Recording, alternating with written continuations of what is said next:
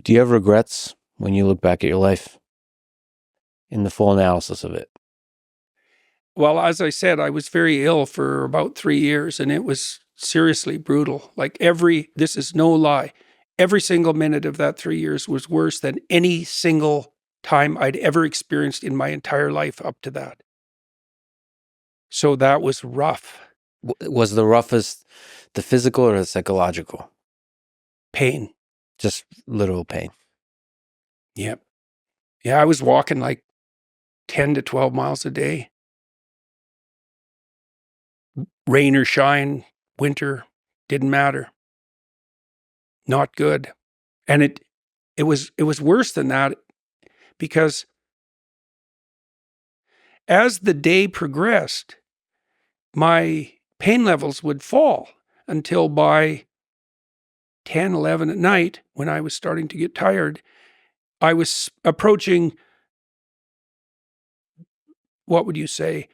I was approaching something like an ordinary bad day. But as soon as I went to sleep, then the clock was reset and all the pain came back. And so it wasn't just that I was in pain, it was that sleep itself became an enemy.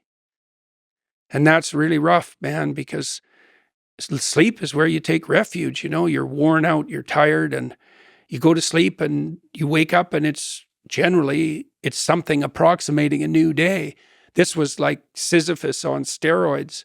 And it was very difficult to maintain hope in that, because I would do what I could. Like, there were times when it took me like an hour and a half in the morning to stand up. And so I'd do all that and more or less put myself back into something remotely resembling human by the end of the day. And then I knew perfectly well, exhausted, if I fell asleep, that I was going to be right at the bottom of the bloody hill again. And so after a couple of years of that, it was definitely the fact that I had a family that carried me through that. What did you learn about yourself and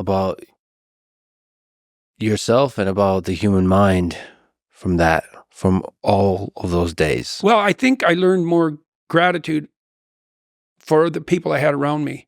And I learned how fortunate I was to have that and how crucial that was. My wife learned something similar. She was diagnosed with a form of cancer that, as far as we know, killed every single person who ever had it except her. It's quite rare. And her experience was that what really gave her hope and played at least a role in saving her was the realization of the depth of love that her son in particular had for her. And that says nothing about her relationship with Michaela, with her daughter. It just so happened that it was the revelation of that love that made Tammy understand the value of her life in a way that she wouldn't have realized of her own accord. We're very, very, there's no difference between ourselves and the people that we love. And there might be no difference between ourselves and everyone, everywhere. But we can at least realize that to begin with in the form of the people that we love. And I hope I'm better at that than I was.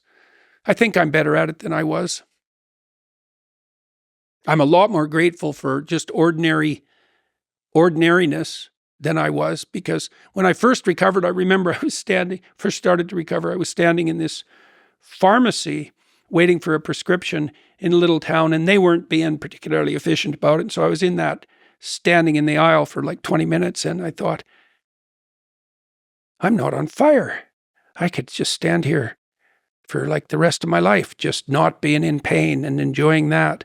And, that would have been something that before that would have been, I would have been impatient and raring to go because I didn't have 20 minutes to stand in the middle of an aisle. And I thought, well, if you're just standing there and you're not on fire, things are a lot better than they might be. And I know that. And I think I remember it almost all the time. You gain a greater ability to appreciate the mundane moments of life. Yeah, definitely. The miracle of the mundane, right? Yeah. I think Nietzsche had that because he was very ill. And so I suspect he had it, and he was regarded by the inhabitants of the village that he lived in near the end of his life as something approximating a saint. He apparently conducted himself very admirably despite all his suffering. But that still, there's this tension, as there is in much of Nietzsche's work, between the miracle of the mundane, appreciating the miracle of the mundane, versus fearing the tyranny of the mediocre. It's more the mediocre and resentful.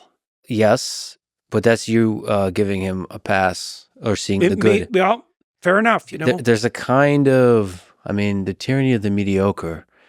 I always hated this idea that some people are better than others, and I understand it, but it's a dangerous idea. This is why I like the story of Cain and Abel, I would say, because Cain is mediocre, but that's because he refuses to do his best. It's not something intrinsic to him, and I actually think that's the right formulation, because, I had people in my clinical practice who were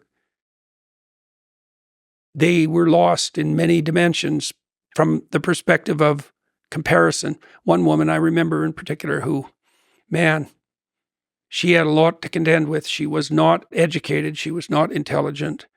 She had a brutal family, like terrible history of psychiatric hospitalization.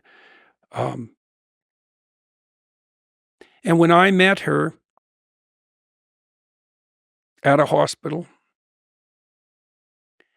she was an outpatient from the psychiatric ward, and she had been in there with people that she thought were worse off than her, and they were, and that was a long way down. That was like Dantes Inferno level down.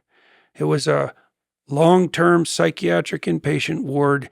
Some of the people had been there for 30 years. It made One Flew Over the Cuckoo's Nest look like a romantic comedy. And she had come back to see if she could take some of those people for a walk, and was trying to find out how to get permission to do it. And so, better than other people. Some people are more intelligent. Some people are more beautiful. Some people are more athletic. Maybe it's possible for everyone at all levels of attainment to strive towards the good. And maybe those talents that are given to people unfairly don't privilege them in relationship to their moral conduct. And I think that's true. Like, there's no evidence, for example, that there's any correlation whatsoever between intelligence and morality. You're not better because you're smart. And what that also implies is if you're smart, you can be a lot better at being worse. I think for myself, I'm just afraid of dismissing people because of my perception of them. Yeah, well, that's why we have that metaphysical presumption that everybody's made in the image of God, right? Despite that immense diversity of apparent ability, there's that underlying metaphysical assumption that, yeah, we all vary in our perceived and actual utility in relationship to any proximal goal, but all of that's independent of the question of axiomatic worth. And that, preposterous as that notion appears to be, it seems to me that societies that accept it as a fundamental axiomatic presumption are always the societies that you'd want to live in if you had a choice. And that, to me, is an existence proof for the utility of the presumption. And also, if you treat people like that in your life, every encounter you have, you make the assumption that it's an assumption of it's radical equality of worth despite individual variance in ability, something like that. Man, your interactions go way better. I mean, everyone wants to be treated that way. Look, here's the developmental sequence for you. Naive and trusting. Hurt and cynical. Okay, well, is hurt and cynical better than naive and trusting? It's like, yeah, probably. Is that where it ends? How about cynical and trusting as step 3? Right, and then the trust becomes courage. It's like, yeah, I'll put my hand out for you, but it's not because I'm a fool. And I think that's right, because that's the reinstantiation of that initial trust, right, that makes childhood magical and paradisal. But it's the admixture of that with wisdom. It's like, yeah, we could walk together uphill, but that doesn't mean, and I'll presume that that's your aim. But that doesn't mean that I'm not going to watch. What's a better life? Cynical and safe, or hopeful and vulnerable to be hurt? Oh, you can't dispense with vulnerable to be hurt. That's the other realization. It's like you're going to stake your life on something. You could stake your life on security, but it's not going to help. You don't have that option. So what do you do when you're betrayed, ultimately, by some people you come across? Grieve and look elsewhere.